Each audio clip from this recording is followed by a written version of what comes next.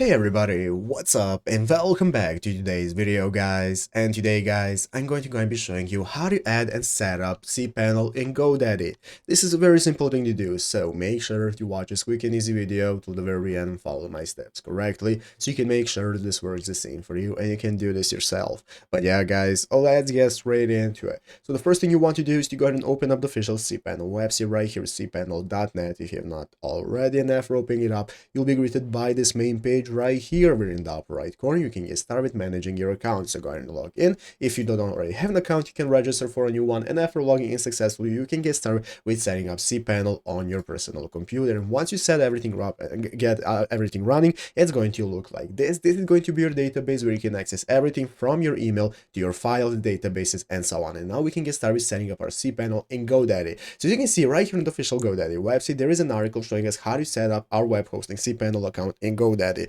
Basically, what we're going to do is open up the product page that you're going to be able to find right here in this URL bar. After logging in, open up your product page, and then under web hosting is going to be an option that says set up next to your cPanel account. So once you open up web hosting, click the setup button that's going to appear right here, and once you can go ahead and complete the on-screen fields, you can click finish. So by clicking the setup button, you can go ahead and input everything from your cPanel, such as your username, domain, password, everything you're going to be using. So if you need any more help, you can find this article right here and follow the steps and troubleshooting that you might have for setting up your cPanel. But basically that's where you're going to go and find all your options, and you can use the same information from your cPanel dashboard, and it's easy as that. So I hope this video was helpful. If it was, make sure to leave a like, subscribe to the channel. So thanks for watching, take care, and bye.